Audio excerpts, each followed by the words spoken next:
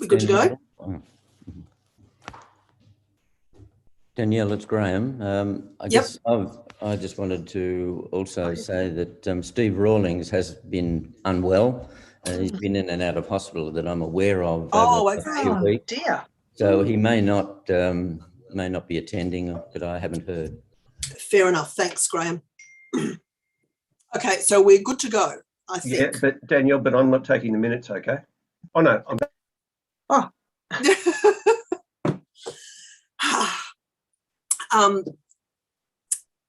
Thank you all for coming. Welcome to tonight's Heritage Advisory Committee. I'd like to begin by acknowledging that we are meeting on the land of the Darug and Darkingham people, the traditional custodians of this land, and pay my respects to their elders past, present and emerging. This was, is and always will be Aboriginal land. Andrew, I don't have the preamble that tells everybody that the meeting is being recorded and that you should avoid saying anything defamatory or otherwise against anyone else in the meeting, and that may be used later. I don't have the preamble, so I can't read it out. I'm sorry, but I think you are all experienced enough to understand we don't have any registered speakers either.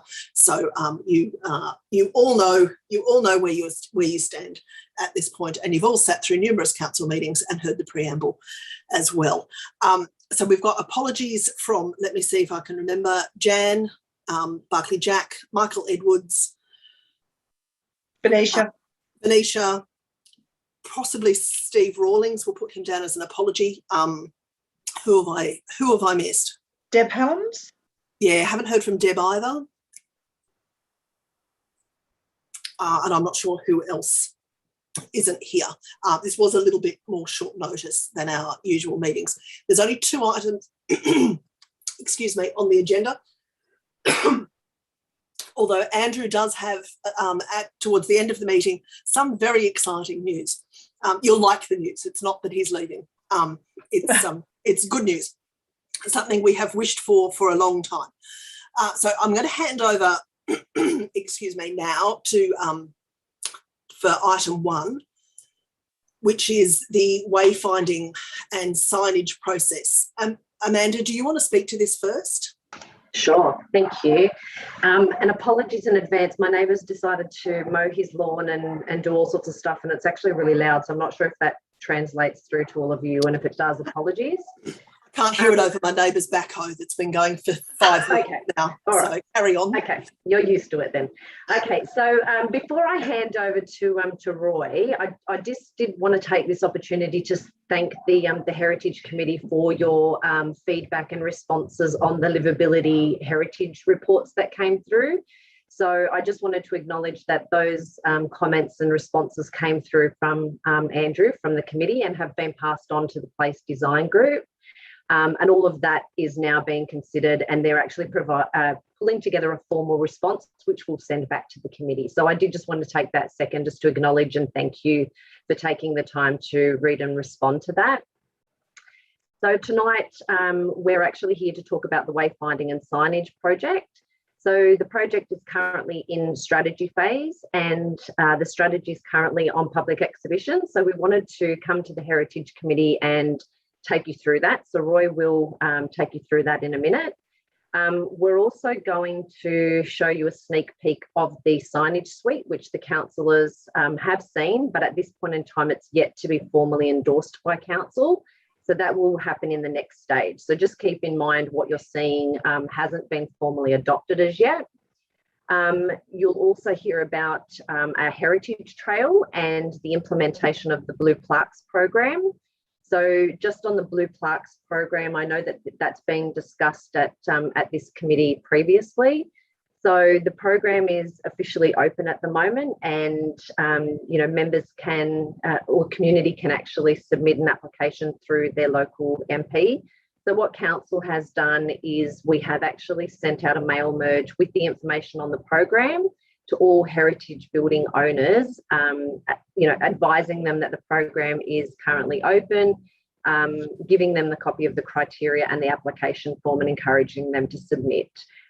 We have been told that that program will also run again. So this is the first time, but just to give you a bit of an update that behind the scenes, some work has already started on that process.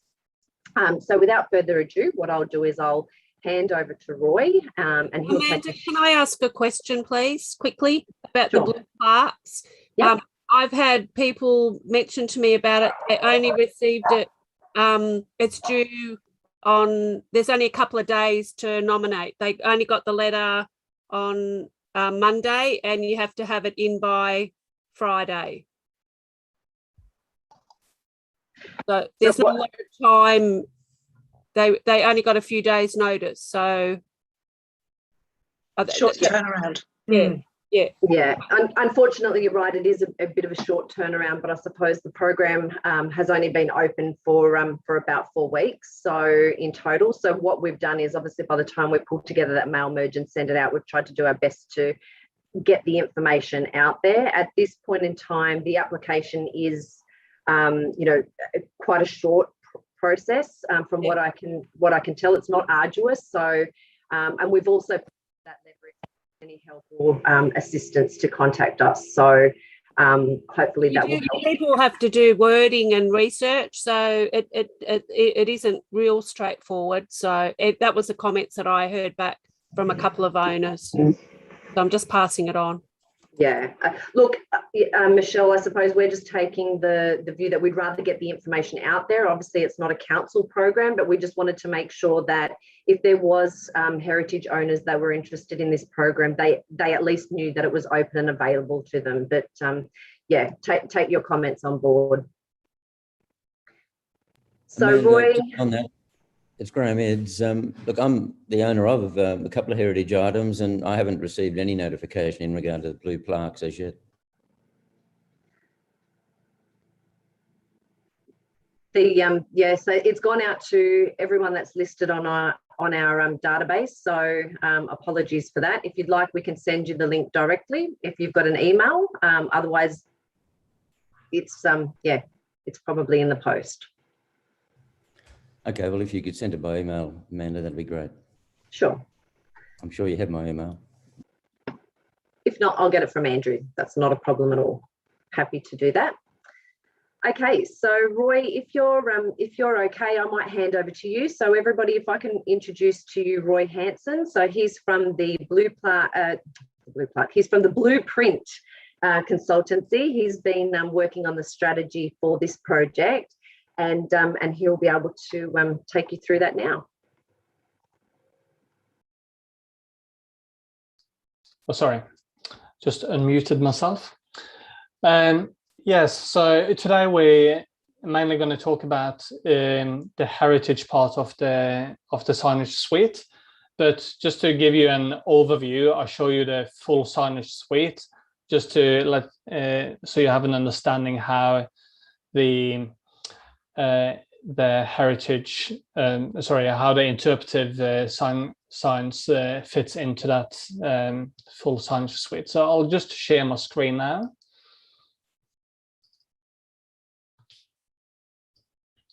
Can everyone see my screen? Yes. Yeah.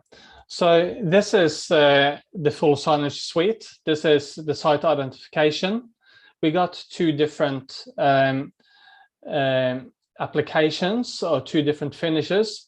So the heritage of the Macquarie towns, including Richmond and Windsor, that will have like a more like a sparrow pack, which is a more rustic type of sandstone that depicts the pickings from the sorry, lost for word here now. Which, yeah, so, and then we have like this honed version here, which is going for the rest of the Hawkesbury. We have a site identification here. We have one horizontal, and we got one vertical where the large one will not fit. We also have like park and site identification, which is like inlay into the ground. We have the smaller site identification totems, which is typically at the entry of parks. And then you have like the directional totems, which is like, you know, the main wayfinding piece. Larger totems like this, you would typically find, for example, down Windsor Street in Richmond or in Windsor Mall. They would be assisted by this smaller directional totem, which is typically in, you know, the side streets or in smaller decision points. Also to guide you around, we have the blade signs directional. There's also because the last thing we want to do is like clutter the place with signage. So where there are already street furniture in place, we have the option to incorporate wayfinding signage on street furniture. And this has been, you know, we've been speaking to Place Design Group about this. So it will all be incorporated. We also have a new operational signage suite and amenity identification, which is basically just to give everything like an overhaul and a fresh, clean look.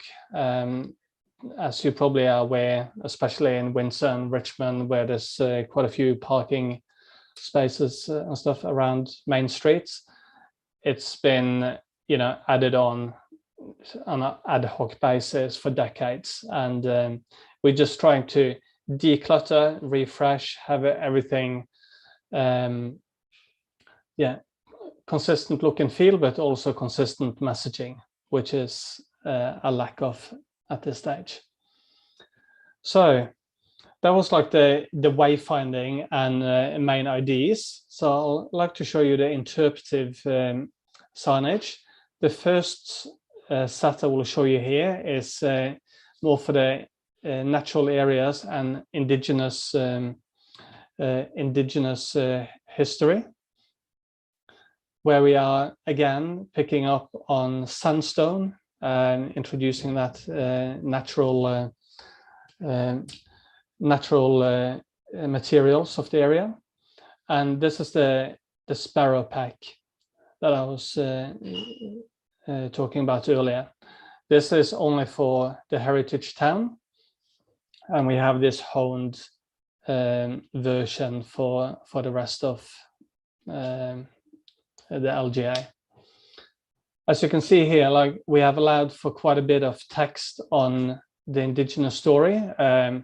It often requires more explanation than some of the colonial history. And we also have allowed for QR codes to be incorporated as needed, which can bring it, give you more in-depth information, but they also have the opportunity to link you to the next destination on the heritage walk. So, you know, it will give you a link to a map, and it's like, you know, 200 meters ahead or to your right, whatever it might be, you will find such and such information, and it will encourage people to explore the area more. And as we all know, the more time people spend in an area, the more money they spend. So hopefully this is like a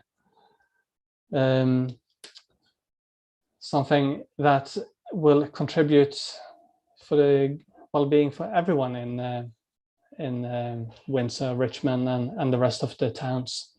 We also have an option here. This has not been developed at this stage, but we also have an option of like sculptural elements. It could, like up in the Blue Mountains, they've done a few walks very successfully, but it could be like, you know, small animals and stuff in steel or bronze that is placed around in the parks, and you know, it's more like a tactile thing. Encourage people to touch it, and you know, make it more interesting for families with kids as well. we also have these panel signs that we can fix to existing infrastructure, where we don't want to have like a freestanding totem. So this can be fixed, it could be on a pole next to a bus stop, or outside a heritage home, etc., where it's not possible to have like a freestanding totem. We also have this one here, which can be fixed on top of handrails, could successfully be used, for example, down at the river, at the viewing platforms, give you information of what you see ahead.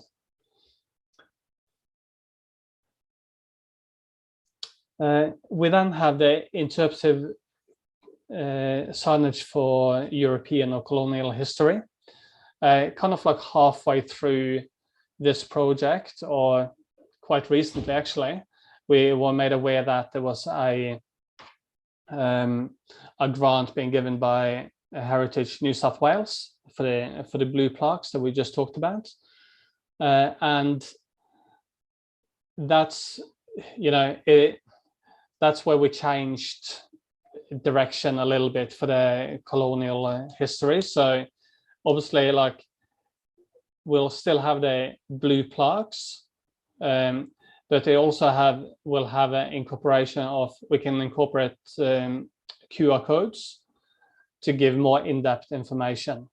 So that's something that we have allowed for in the next step, that we will do research, more than just like the 5 lines of text that will fit on a blue plaque, but it will give people the opportunity to seek in-depth information. And it's the same with Indigenous Heritage Trail.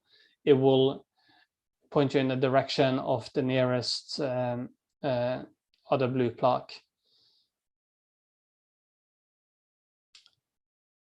So please disregard the square ones, like the inlays are also going to be blue, but we have the opportunity to either put it on the wall, but if for some reason, the private landowner will not allow us to put it on the wall or his fence, there is an opportunity to put it on the street, or for some other reason that we can't put it on, fix it to the wall, if it's heritage listed building, for example.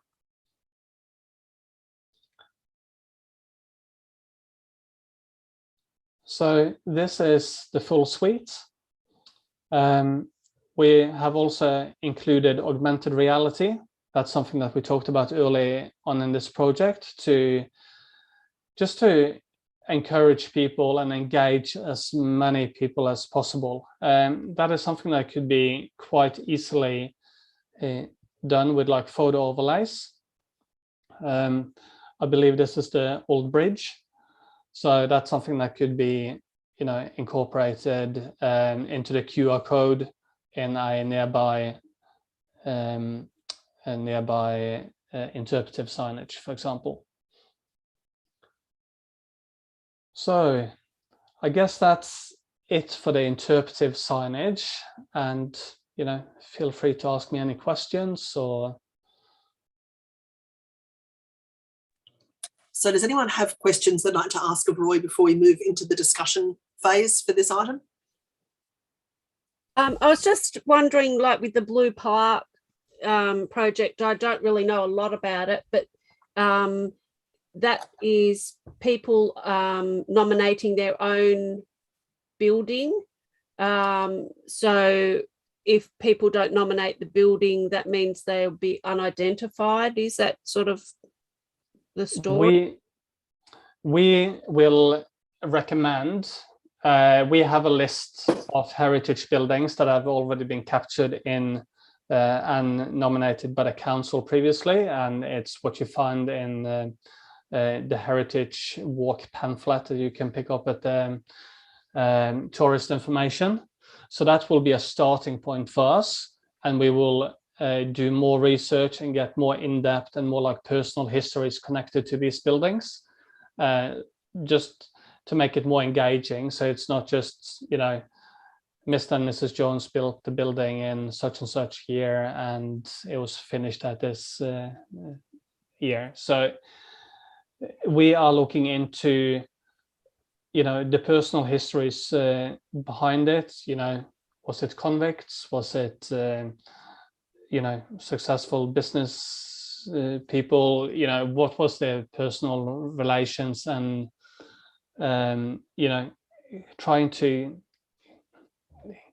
give more, I don't want to say juicy stories because it's all based on on facts, of course, but you know, the more engaging stories that will engage a wider audience. Can I just confirm as a part of the project, so just so that it's really clear, this component of the project that the Blueprint have been working on hasn't been focused around that content and also the blue plaque. So that is actually forming part of the next phase of the project. And the conversations we've been having with the group managing the blue plaques is that this is just the start. So it's our understanding that this is only the beginning of the program and it will continue to roll out. So that's something we'll encompass as a part of the next part of the project. So I suppose the best way to look at it is, you know, Roy and the team at Blueprint have come up with the structures and the next section of the project is for us to come up with the content, which is something that, you know, we'd like to do some more engagement and some workshopping with key stakeholders moving into the next section. Yeah, so you can... Sorry, Roy, can I just jump in? I think there's a bit of confusion around the blue plaque stuff because there was that we were talking about this signage and even something like the blue plaque program from overseas at the same time that the state government made an announcement about rolling out the blue plaque. And that's why there's been this bit of an intersection between our project and what is now a state government project, hence the timeline with the blue plaques that was queried earlier. That's not council's timeline. That's come from the organisation that's been set up to roll this out. So there is a so council can do some facilitating there, but it's not our gig. So our big focus is on the other signage. Sorry, Roy, back to you. Yeah, no, so you said like we have already, like what we have done now, we have developed the hardware and, you know, the next stage, as Amanda said, is develop the content. Abigail's got a question. Yes, I have. Yep. I think you partly answered it. So the blue plaque, we're still going to get heritage interpretive signage, and the blue plaque stuff is an addition to that, well, or is it a replacement? Because I'm much more familiar with the UK blue plaques, and I can't see how they provide the interpretive signage that we've been talking about for a number of years that we need for our heritage buildings. I mean, the incorporation of a QR code for more information is great, but for example, if I had a blue plaque on my house, the public wouldn't be able to get close enough to it to scan the QR. Yeah. So yeah. that and my house is right on the street. So yeah, good point. And the same with Tebbets. I mean, there's no buildings of Tebbets that are near enough to the street to be able to scan a QR code. In the UK, they are usually up high on the building and they are a limited number of words so that you can read them from a distance. And it's a snippet of interesting information that, you know, Oscar Wilde lived here in Beach. And they're not necessary for heritage buildings only either. They're places of interest in general. So I still think they can't be a replacement for the absolute need that we have for proper interpretive signage about the history. Because you don't want. Can I just ask people not to call out? If you want to speak, you need to put your hand up. I'm on an iPad. My internet connection is awful. The iPad is all I've got. And I can't see you. I can see the signage suite. So if you want to speak, you'll need to raise your hand. So Abigail, are you done? Yes, I'm done. That's like, Roy, did you want to respond to that? Yeah, 100% agree with everything that you said. It does only allow for very little information to be told on the blue plaque.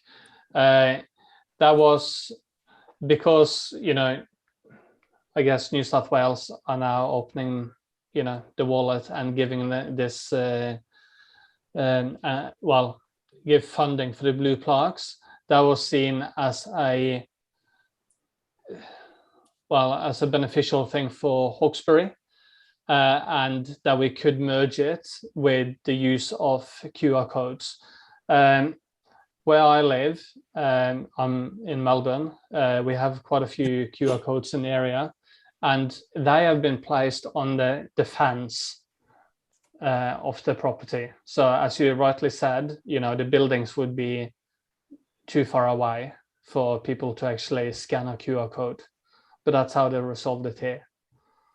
So it's by the entry of the property, either on the ground or on the fence. Thanks. Nathan, you're next, and then Helen. Okay, thank you. So I'll raise the same issue that I raised with my councillor colleagues when we were briefed on this subject, but I wanted to bring it to the committee. And that is two things. One is where these signs, have verbiage on them. I was curious about ultimately who has editorial control over what is said, because in the very realist sense, sometimes this isn't simply stating facts, it's presenting a view. And I want to know who it is that's writing this material and speaking for us and putting forward in the most concrete form what it is that our history and indeed what that it means. So I said to my colleagues that I would be more comfortable if the Heritage Committee or a working group of the Heritage Committee had that editorial control, and that we didn't outsource that to people who, as well-meaning as they may be, may not have the local connection or context or nuance to be able to see that. So I had a question about the editorial control. And my second issue is more of an operational question, and that is where we see these mock-ups of very lovely forms, signs that are going to be at our town, our hamlet boundaries, to mark the entrance to suburbs and so forth. I wasn't entirely sure how many of these that we're getting. I mean, is it only at the entrances to major town centres like Windsor, Richmond, possibly Bligh Park? Some of the feedback that I've received from members of the public, including from Stephen Brown in the Macdonald Valley community, ask a very good question, and that is, well, is every suburb going to have some kind of boundary or entrance signage to assist people in coming to a better sense of that hamlet as having a distinct identity within the broader tapestry of the Hawkesbury? And I didn't know how many of this we get and how many will be at the largest sizes and how many may be at more modest sizes. So if somebody could speak to that, I'd be grateful. Thank you. Sorry, Amanda, do you want to answer this? Or?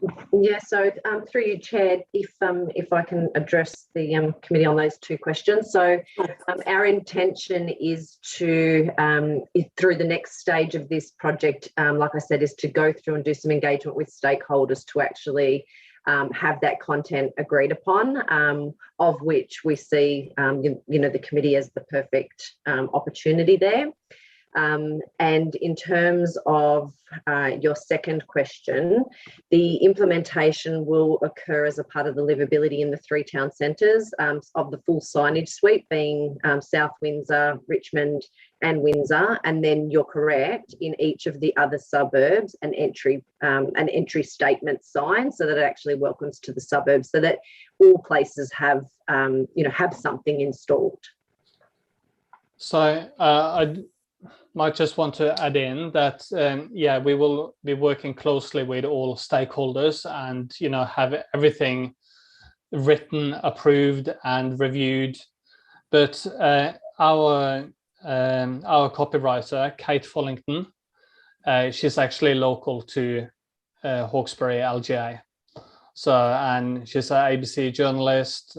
She's working for Victorian Archive Centres, and she have like yeah, long history and you know, working on well, she's currently working on 2 Indigenous trails in Victoria, and have a lot of local knowledge to Hawkesbury, and already created us with a lot of input that we would never know without her. So hopefully that is a bit reassuring, but nothing would ever be printed or go on signs without being signed off by the Heritage Committee.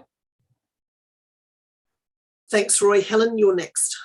Golgong is the whole town is sort of heritage listed, and much of their signage is actually in the footpaths, so there isn't that visual sort of pollution, if you like, or overwhelming number of signs. So I think that should be considered.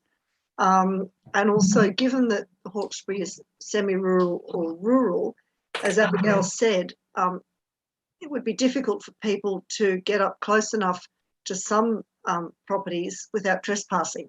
So I think it's going to have to be a very flexible situation. You know, each individual property is going to have to be considered differently. Abigail, I know, is close to the street, but like Tebbets is a long way from the street. So yeah, it's tricky because of the distances here. So to my understanding, the heritage interpretive signage is still going ahead, like in addition to the blue plaques. So the blue plaques is a part of it, but we still have heritage signage to be applied on top of that. Thanks, Roy. And look, not everybody with an old house will want a blue plaque. No. You know, I'm in an old house. It can be confronting, I think, for old house. We often get people milling about out the front of ours. Sometimes they come in and sometimes they come in and knock on the door and ask for a tour. And not everybody wants that. So some people will be a bit, you know, some people will be a bit reluctant, I think. I've got Michelle and then Graham. Mine's just a quick thing. I agree. I was going to mention about I've always been very adverse to signage which takes away the vista. It's important to educate people, but with a lot of the online things and things in the ground, if you're, I take a lot of photographs, and there's nothing worse when you go somewhere where you're competing, trying to take a picture of a building, and there's all these signs in the road. So I think it's really important to not lose that sense of what we're trying to protect and look after. But something that maybe it was articulated in the beginning, but what is the purpose of the project? And what are we hoping to gain from it? Is it to educate people? Is it for tourism?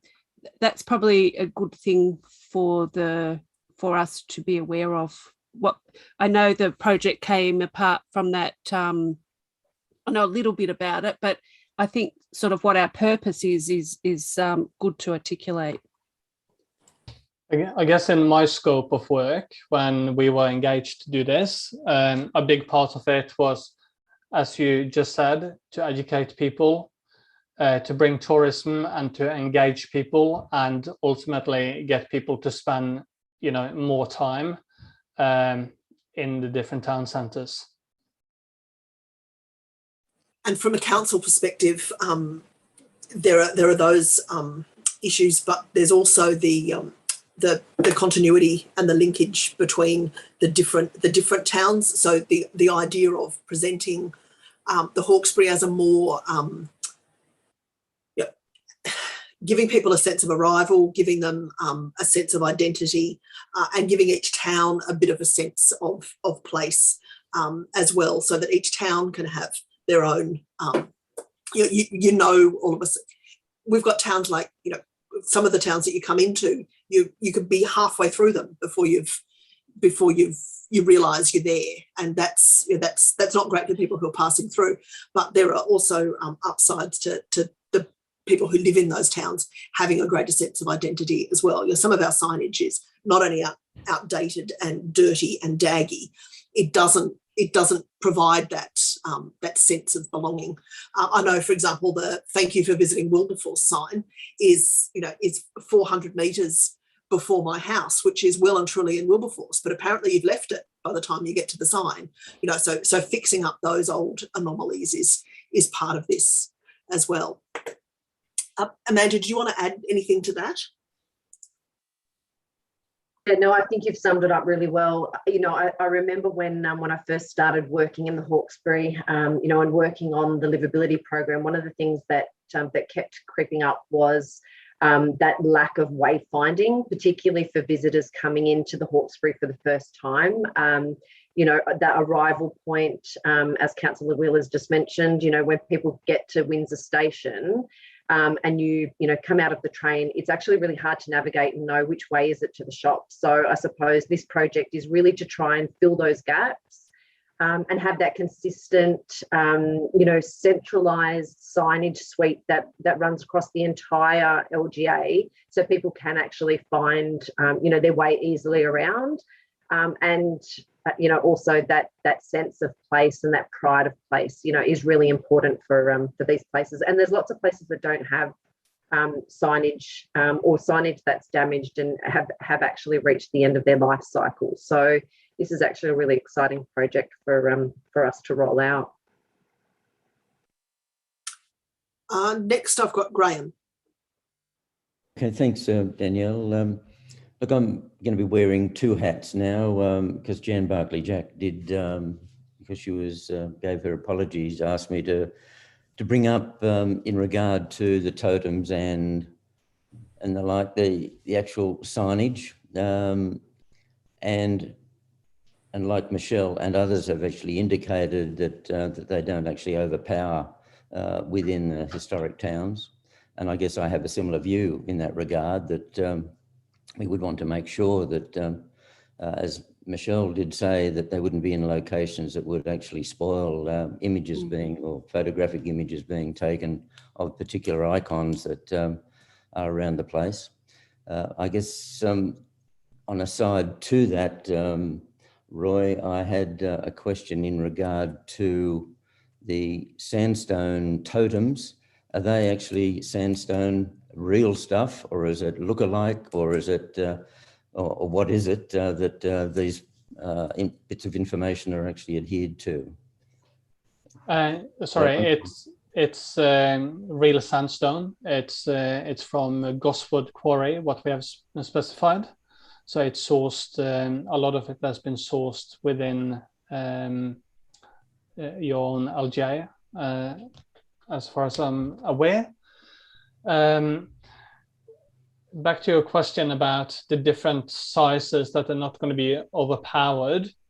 That's why we have a quite flexible signage suite, and of different sizes. You have everything from directional blade signs to these directional totems with maps, and the smaller directional totems. So they will be, we'll take all of that into account for each location of the signs.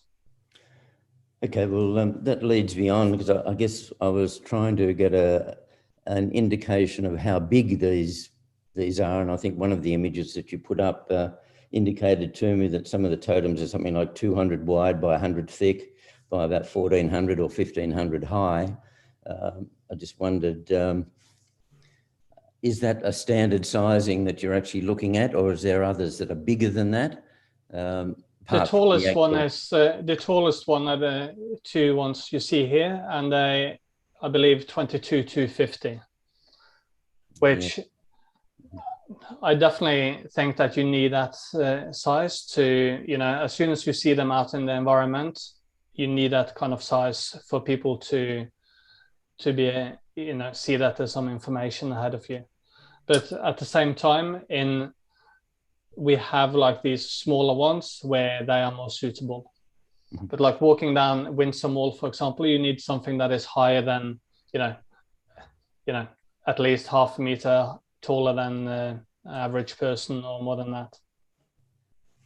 Yeah, well, I guess it depends exactly where these are going, whether they're going to be seen from within a car traveling along the place, or whether This is not for vehicular traffic. This is for pedestrian traffic. Well, certainly the entrance signage will be, and I guess that's something. Yeah. No, I'm talking about the wayfinding signage here, but like the ID signs, they will be tailored and on a case basis. It also depends if the ground is council owned or if it belongs to the state government. Some of the areas that we first initially thought, you can't put anything as big as this because it will be under Transport for New South Wales property.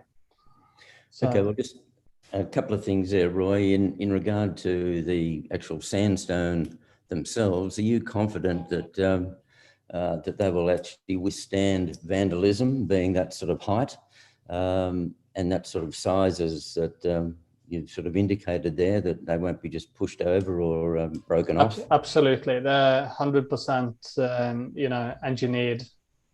We do this type of plinths, bigger and smaller, all over the country all the time, so I don't have any doubt in that. They'll also be treated with a anti-graffiti coating, so you can never proof yourself for vandalism. Everything can be vandalized. Mm-hmm. But we're taking every measurement we can to protect them. So, for example, with graffiti, etc., that could be cleaned off. Roy, you may not be aware that there is a sandstone quarry out to the north of Kurrajong, which is a very highly sought after stone. It's used a lot in Sydney now. It's called Sydney Sandstone. That's the name of the property, and I believe their product petrographically is sometimes superior to Gosford quarries as far as its strength is concerned. I think that's fairly well known, and that's something that you might like to investigate. It is not a colourful. Yeah, please send that information through again. I believe our industrial engineer has been talking to them already, and that Gosford quarry was preferred for a reason that I can't remember at time being. But yeah, by all means, if you could send that information through again, I can make sure that that's being double checked. Okay, I have another question, if I can, Danielle, or really a comment. No, keep going, Graham. That's okay. It's in regard to who is going to be vetting all of this information that's going in various locations, and I think it's worthwhile, of course, for the committee to be part of that process.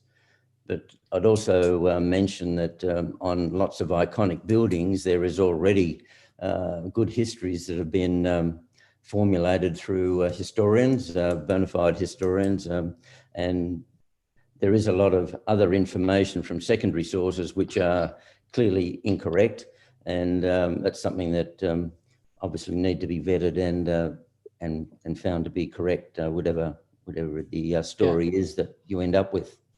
Yeah, so all of the content, that's something that we will delve into in the next stage of the project, but everything will be submitted back to this Heritage Committee for review and comments. Okay, I guess what I'm saying also is that not all of the committee would be aware of all of the detailed historic information that is out there in the marketplace, or has been prepared for individual buildings or sites, and to capture that would be important if that's available to you. Yeah, so our copywriter and historian, she will work together with the local historian and seek as much information from the stakeholders that have been nominated to us. Okay, well, that's all from me at the moment, Danielle. Thank you. Thanks, Graham. I can't see any more hands, so I think we're done with the questions. Did people want to discuss this matter further, or did you want to spend a bit more time chewing over what you've heard tonight, and perhaps forward any further questions through to Andrew and on to Amanda? Danielle, it's Nathan here. Look, Yep. Now that we have concluded with questions, I do turn to that question because the recommendation in the business paper is a little vague in the sense that it merely suggests that we consider and provide feedback. And because the appropriate mechanism is to be quite particular in what we send back to the main chamber by way of a recommendation, I'm wondering if we could just crystallise this discussion into some action items. So I'll leave that with you. Look, I've made some running notes. Is it possible for us to go back to seeing each other? Could we take or do people still want to look at the signage suite? You do have it in your meeting package. So I've made some running notes, and I guess the main issues I think are the balance between there's a bit of a balancing act going on here between getting enough information out to be both engaging and informative, the cost of the project, which is, because it's a council project, it's always limited, dovetailing in the Blue Plaque project as a means of getting additional resources and information out, but also that not having signage so that it overpowers the building and the experience of the building and the town itself. The issue of editorial control and the involvement of the Heritage Advisory Committee, or in fact members of the current this Heritage Advisory Committee, given that we will cease to be a committee come the council elections on the 4th of December. So I'm sure that having come this far, most of you are very keen to stay involved. What the committee will look like next year and what the council will look like next year is anyone's guess at this point. So if you're all willing to stay involved until we at least get to that point, that would be good. I think we probably need, there's a need, I think, to clarify information around the size and number of these signs, and that's a little bit difficult in this concept phase. So once we've got a map, I think, and an idea of where signs are going, that's probably another point that we need to interact with. What else have I got? Recommendations, concerns about graffiti and the source of the stone, and whether the source is best suited, and I think that's and the issue of where exactly those particular the signs that relate to specific buildings go in relation to the building itself, for both ease of access to the information, but the balance with the vista and the photographic potential of the building. What have I missed? Forgive me if I zoned out just for a moment. So the question of the... I'm shocked. Sorry, the question of the editorial control, was that in your list? It is, yes. Oh, good. Okay, thank you. Okay, so that means that I think we're looking at a motion that says that the Heritage Advisory Committee received a presentation and voiced that there were, I don't know if you want to say yes or no to, like, whether you want to give an opinion on the project all up, but I think it's fair to say that concerns that were raised were balance required between getting information, between provision of information, cost, and the size and scale of the signage. Size, scale, and location. And location. Good, that'll cover that. And I think maybe suggestions, maybe concerns. Heritage Committee made some recommendations. Recommendations is lovely. Heritage Advisory Committee made recommendations around about the whatever I said before. Size, location, and the balance between content. between information, size, location, and Editorial scale. Content. The Heritage Advisory Committee would like input into the content and some editorial control. You won't get full editorial control because life is not like that. No. Further information is needed about where the signs will be placed and the number of signs. And there are, in all instances, the vista and the view of the building should not be impacted by the signage. And recommendations about sandstone types and sourcing were made.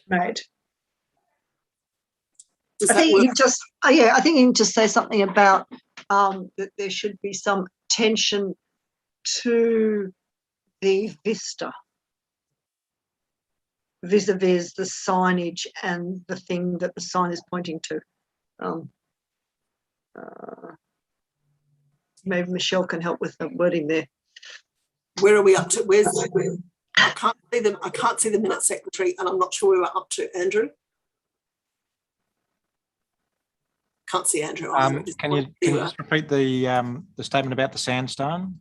Recommendations about the source and quality of sandstone.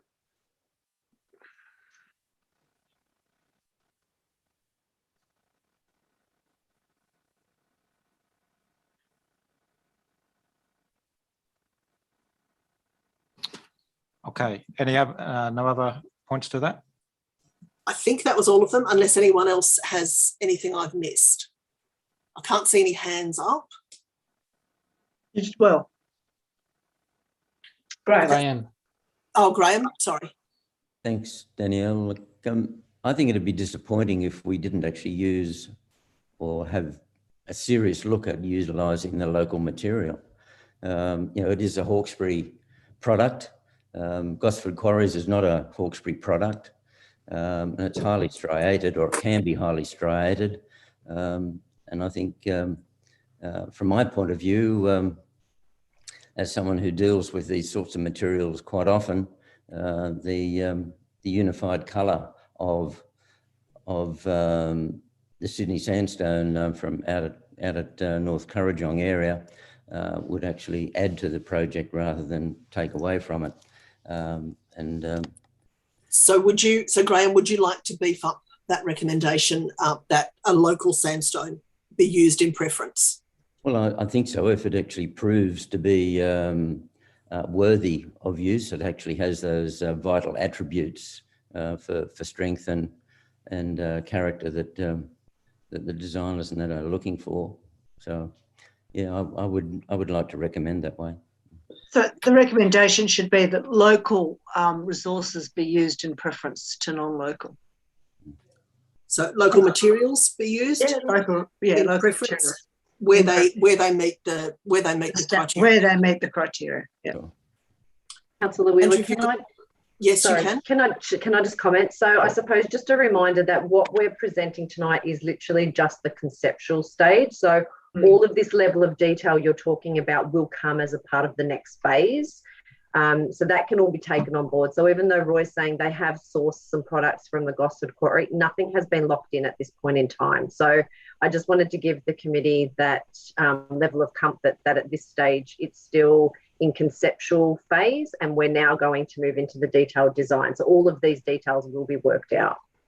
But I think, Amanda, rather than waste your time and effort, if we can give you the kind of direction that we would be in favour of, it'll save this discussion down the track. Yeah, no, absolutely. This has been a great discussion. I just wanted to give the committee that comfort that we haven't locked those things in as yet. So this has been a really great great conversation. Pete? Yeah, I just wanted to point out that Gosford Quarries have a quarry at East Currajong, on East Currajong Road. Graham? Yeah. Yes, I just wanted to actually also bring up when we're looking at the types of information that we're relying on to go on these signage, if the consultants don't only rely on State Heritage Register information, it's clearly quite often that is incorrect. And that's something that when... So Graham, you've muted yourself. Yeah, I did, sorry. So that's something we need to be mindful of. And I do take your point, Pete, that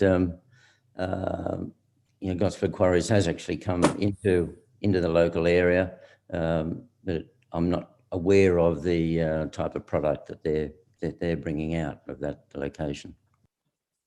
I think what Graham's also, I mean, we can add to that, local resources are much more, they're stronger, you know, whether it be stone or whether it be the information, it needs to come from the local area.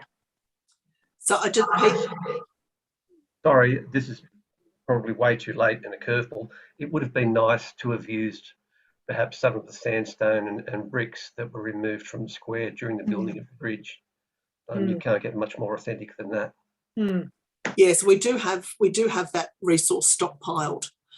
If it could be considered for inclusion in something, that would be that might be nice. We would have to get opinions, heritage opinions on both the use and the conservation of those products, though some of them are very fragile. Graham?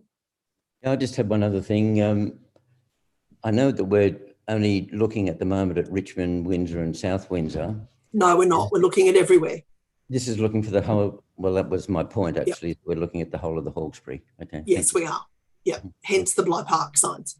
And the balance, and because this is a difficult project in that we have to balance the heritage towns and the newer towns, and that's why the distinction between the Macquarie towns and the other towns, because it's too difficult to even talk about heritage towns. You know, but the Macquarie towns are a probably cleaner distinction.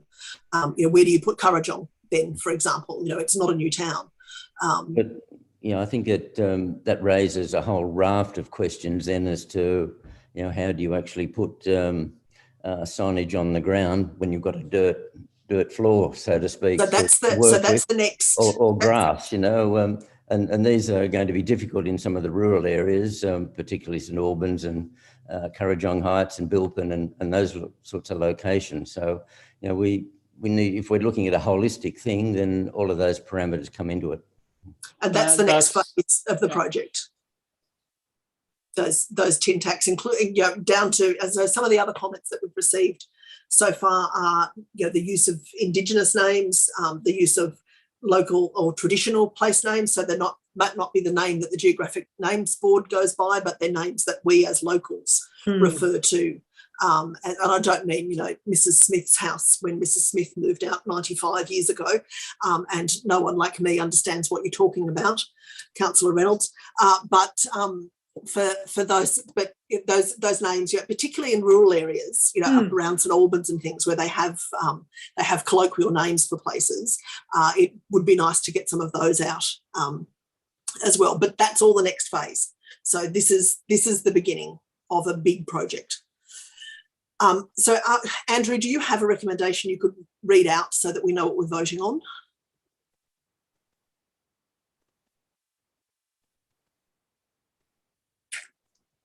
We're just getting it up now, Danielle.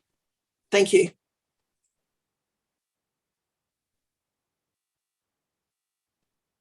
Andrew needs to unmute himself. No, well, Andrew's not speaking. And no, Andrew can speak without being muted. Okay. Here we go. So this is it. I'll read it out just for the tape. That the Heritage Committee made the following recommendations. The balance required, that should say balance is required between the provision of information and cost, size and scale of the signage and location. Requested the ability to provide input into the content and some degree of editorial control. Further information is needed where, I think that should say about where the signs are to be placed and the number of signs. The vista and view of the building should not be impacted by the signage. 5, material be sourced locally as a preference using a high quality of sandstone where they meet the criteria. Is everyone happy with that recommendation? Can I ask you to raise your hand if you are not happy with that recommendation, because that's the only way I can see your response.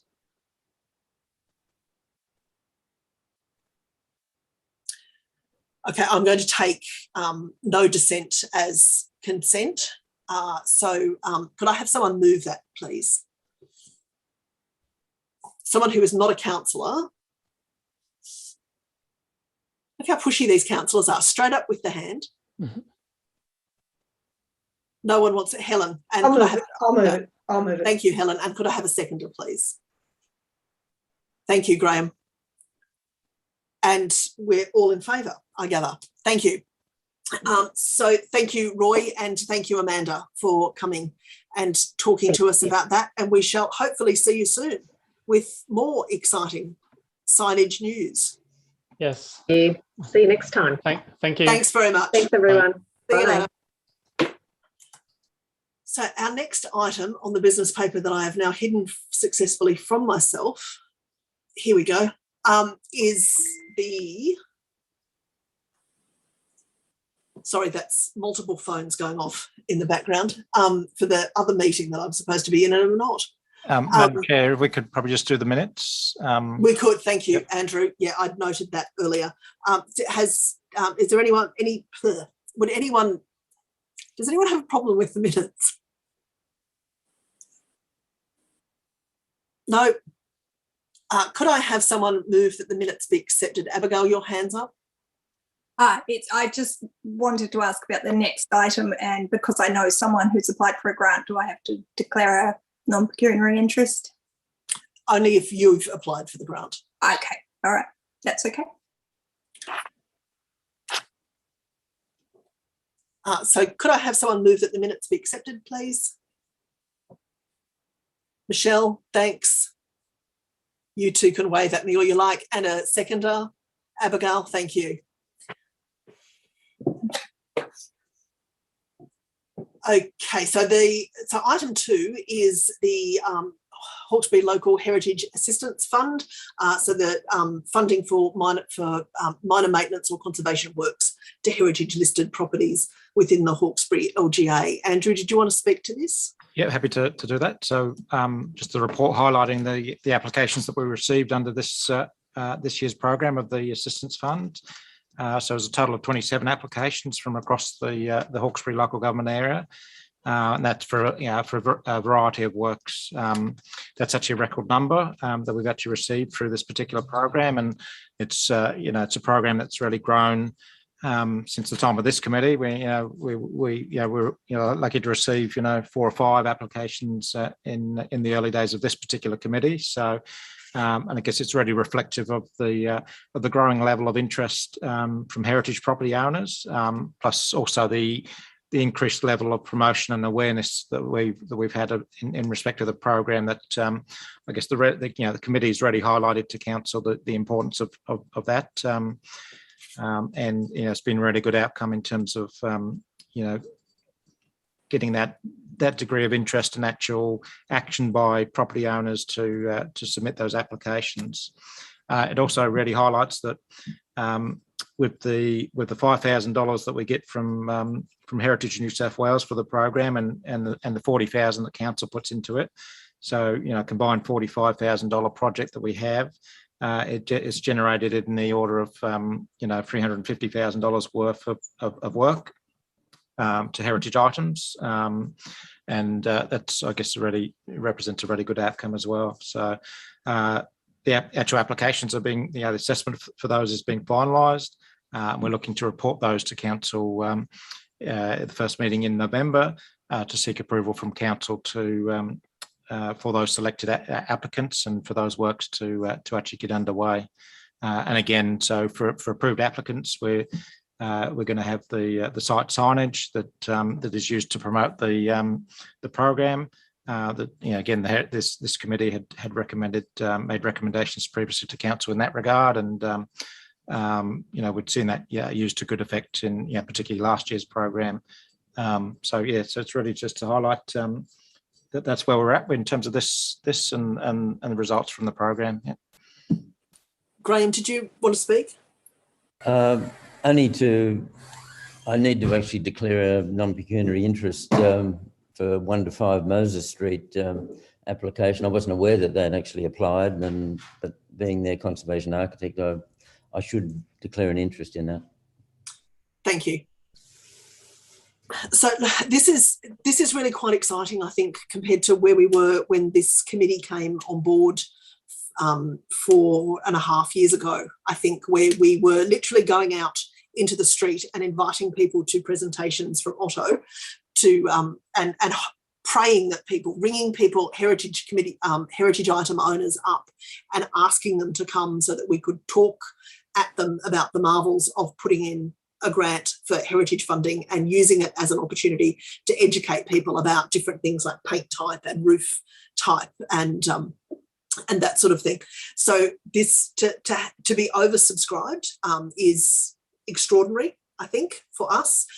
But to see also such many of these are real restoration works that will prolong the life of these buildings. You know, installing damp courses,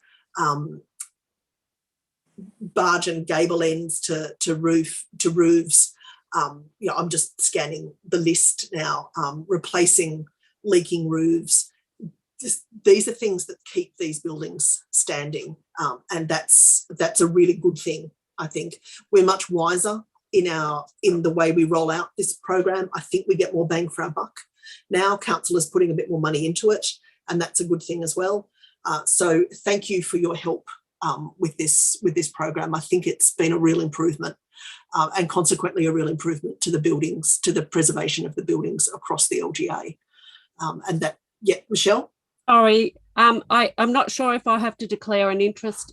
I'm not sure if my father-in-law has put in a submission for Tazana Winery. So, what's the street number, Michelle? Do you know? 518 Tazana Road. Got 578. There, that might be it. That might be it. Yeah, sorry. I'm sorry. No, that's all right. That's all right. You'll the staff will send you some forms to let you know. If you can fill them in if you need to. Once you've had a good look. Does anyone have anything further on this? And so this will come back to the next council meeting, Andrew, and council will sign off on where the money's going. Is that correct? That's correct. And then it's over to the approved applicants to undertake those works, and they essentially need to be completed by May next year is their deadlines to undertake those works. Yeah.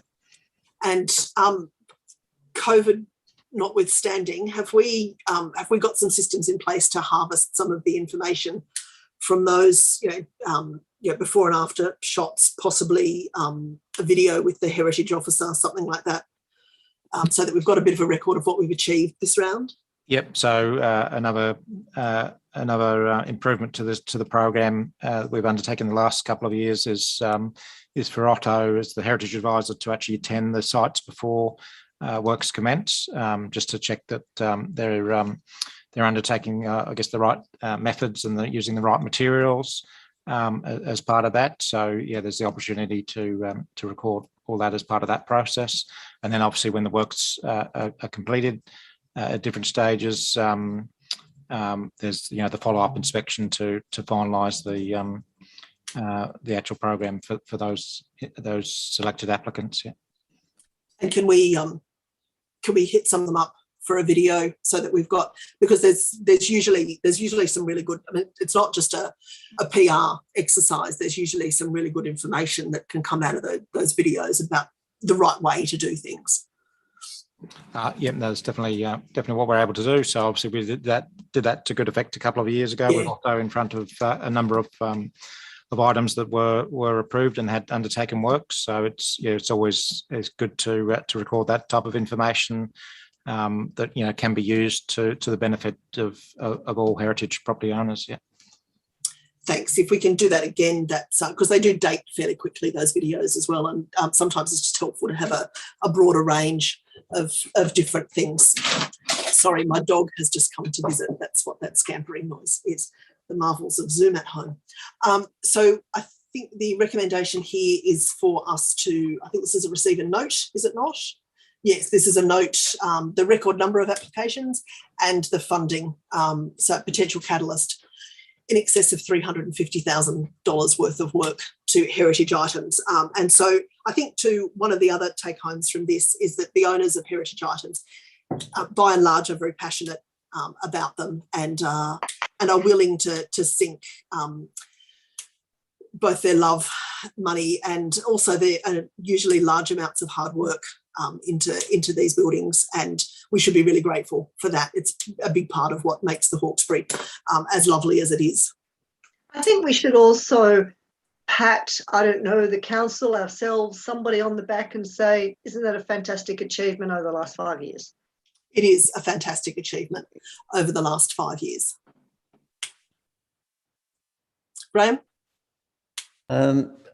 If I recall correctly, Danielle, last we spoke of this particular grant process, that we were thinking that the Hawkesbury's been underdone as far as funding goes from the New South Wales government, and on a pro rata basis that Hawkesbury really should look at getting more money out there, and that will actually improve and increase the dollar value of heritage in the area. And expenditure for heritage rather in the area, and I just wondered if Andrew or council have actually looked at that and made any recommendations or forwarded that sort of request to Heritage New South Wales. Andrew, have we hit the Heritage Office up lately? Yes, so I guess using any opportunity possible to advocate for that, and I guess more particularly recently, obviously with the review of the New South Wales Heritage Act, we're able to include a submission to the select committee that was looking at recommendations in terms of the review of the Heritage Act, and I think I sent out a few days ago the actual findings or the recommendations from that committee, and obviously funding did come out quite strongly in terms of the findings in that regard. So I guess we can use the outcomes that we've achieved as part of this program to really reinforce our messages in terms of that. Yeah. Thanks, Andrew. So could I have someone move the recommendation for this item, please, if we've finished on this one? Oh, don't all rush at once, come on. This is a good item. Abigail, and a seconder, please. No, Graham can't. And a seconder, please.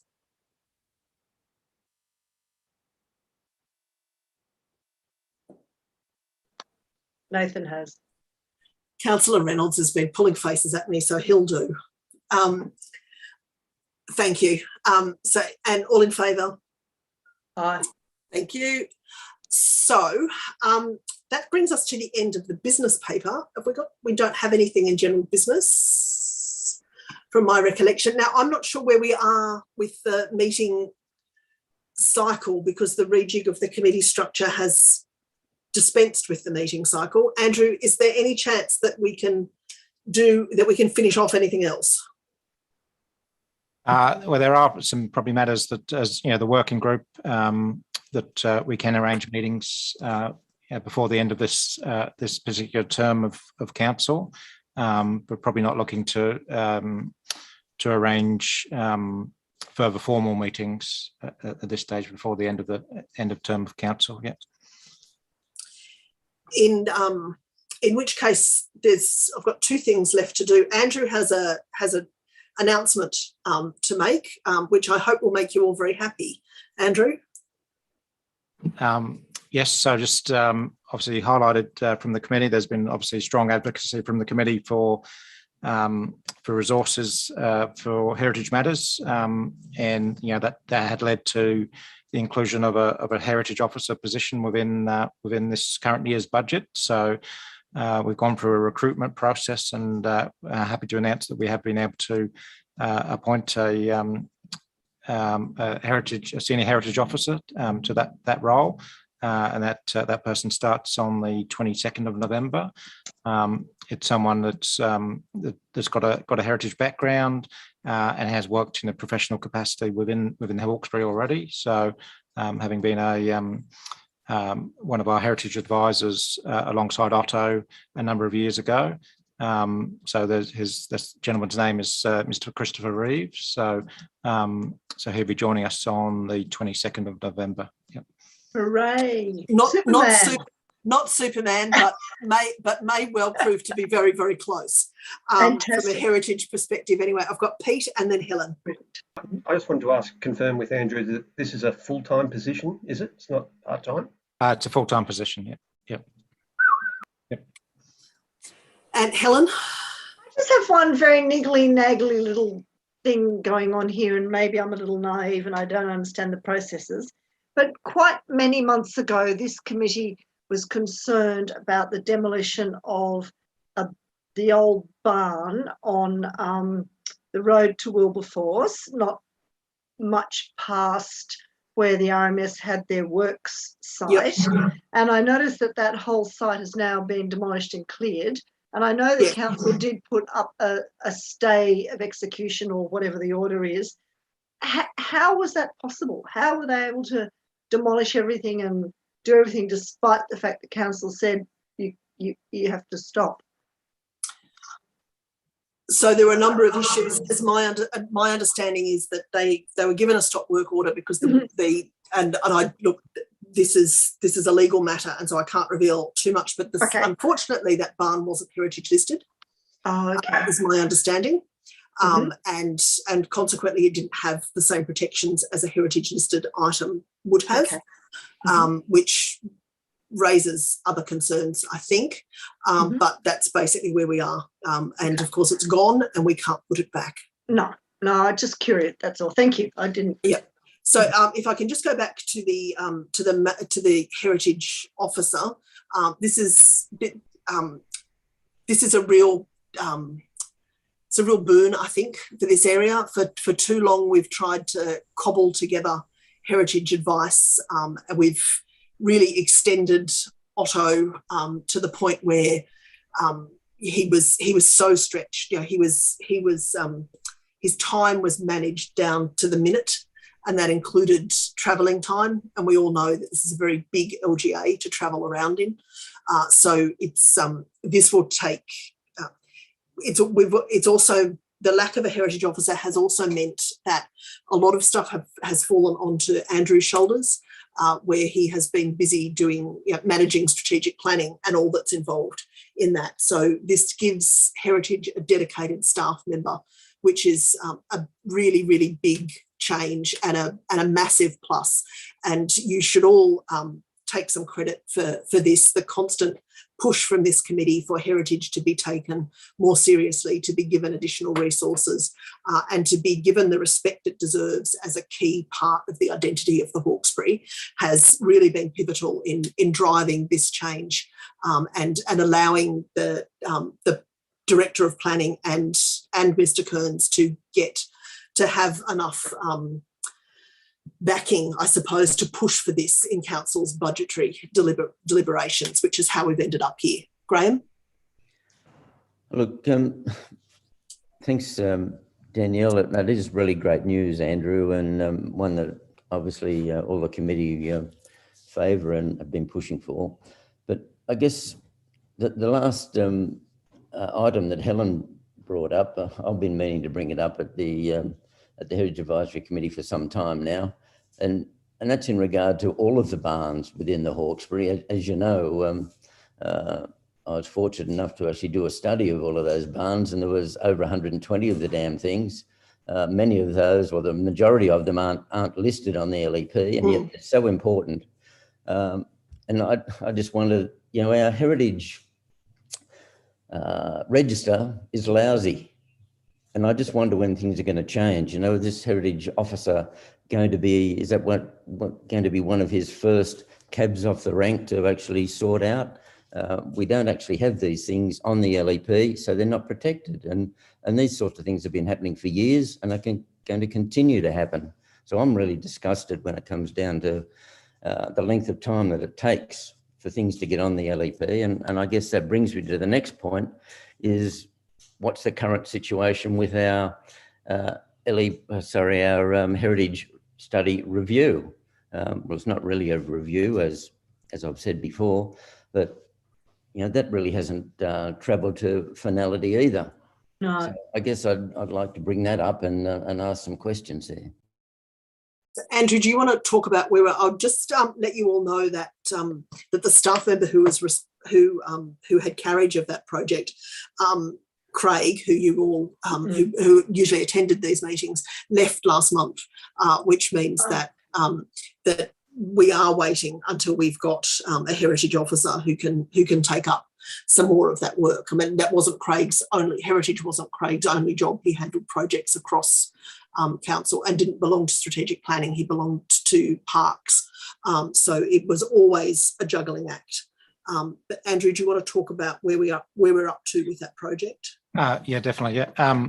So we do have obviously some recommendations from the working group in terms of a whole series of potential properties, and the slab barns is definitely part of that particular process, and that's when I mentioned a working group meeting prior to the end of this term of council, and that's what we're looking to arrange, and put in front of the working group the work in terms of those listings to date, but then obviously the importance of having that dedicated officer full-time position to actually move those matters forward, because I guess the challenge for myself in particular was trying to move those matters forward whilst juggling a whole series of other issues that had to be undertaken. So having that dedicated resource actually allows us to move things forward in a more consistent manner, essentially. Yeah. And council is reviewing its whole LEP. That's actually what's taken up much of Andrew's time and attention, is as a rewrite of council's entire suite of planning documents. So the staff haven't been idle; we've just been under-resourced. So hopefully we can fix that. But I do hear you on this, Graham. I wept when I saw that barn, and then the next day it was. Can someone mute themselves with the music? Thank you. Oh, Martians. the music. Lovely. Martians. It's somebody in the council office, I think. Maybe it's the official hurry up. We're here till 7. So can I just mention too, like I've worked at council for I suppose I can say it out loud, 41 years. I've been in the Heritage Committee for 25 or longer years, and I feel that that we're never going to get this heritage study complete, and it feels so disappointing that there's been so many different committees and we're losing buildings all the time because of the inadequacy. It would be really good to look at it and get it completed. Graham? Madam Chair, I think the critical thing here is if these things aren't on the LEP, then people like the RMS don't know, they don't give a hoot. We're looking at this new replacement bridge, duplication of a bridge over North Richmond. Yet, I know this group or this committee has actually identified particular properties along through there, Yarramundi Lane and the like, where there's other properties which just aren't on the list at the moment, and they're not even being considered. And there's others in North Richmond that similarly aren't being considered on what the RMS proposal is. And this is only just one thing. And this is going on and on and on. And like Michelle, I'm really disgusted that we don't have, we are the richest heritage council area in the state, and yet we don't even have a good heritage register. Look, I hear all of your concerns and I share them. We have one staff member, he's sitting in this meeting, and I can tell you that he is not idle. He works till very late at night, every night.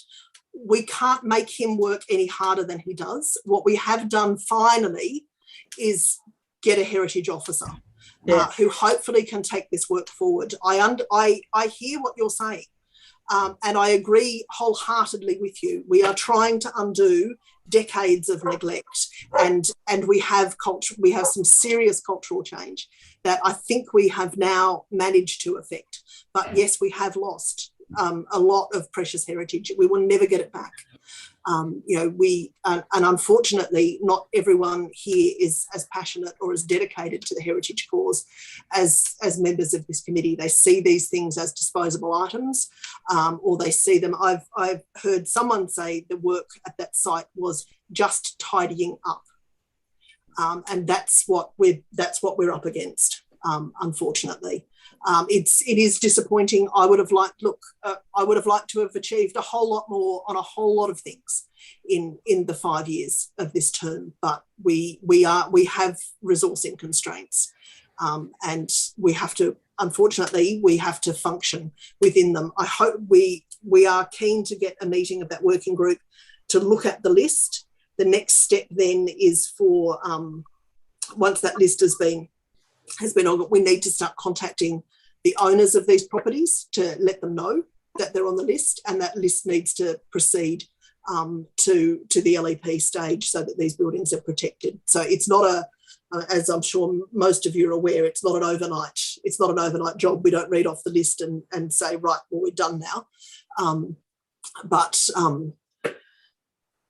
we Danielle, the work is in train. Yeah, I don't think we need to be so hard on ourselves. Cultural change takes a long time. And I think in 5 years we have shifted a long way. No, it's not finished, but it has moved. So don't be too hard on yourself, and I don't think the committee should be hard on themselves. And I'd just like to say thank you to Andrew, because I know you're working like 24/7, but I think we have come some distance. Not finished, but some distance. I'd like to reiterate that too. There wasn't any criticism of you, Andrew, because I know that you're probably the hardest working council member that has ever been. And I acknowledge that, and I know how hard you do work 24/7, and I commend you for that position. So any criticism that I've had of council is not directed towards you, so don't take it that way. Finally, I think we've got the resources we need, and that has occurred through 5 years of strenuous nagging from this committee. So you should all be very proud of that achievement. I think that will make a big change. Pete? Yes, I think we should remember that when this council term started, the position of the council was basically not to take any recommendations from the Heritage Committee, especially regarding Windsor Bridge, but also on other matters, which shows you the way the council has viewed heritage for a long, long time, and to spin that almost 180 degrees to the point where we're now going to get a full-time dedicated officer to heritage is, I think, quite remarkable. And I think it's something we should all give ourselves a big pat on the back. We haven't been able to achieve everything we wanted, but it's if another council comes in with an anti-heritage agenda, heaven forbid, and I'm being extreme here, will take them a long time to undo the work we've done. And I think that you should all be very proud, and I've been very proud to sit on this committee with you. And yeah, well done.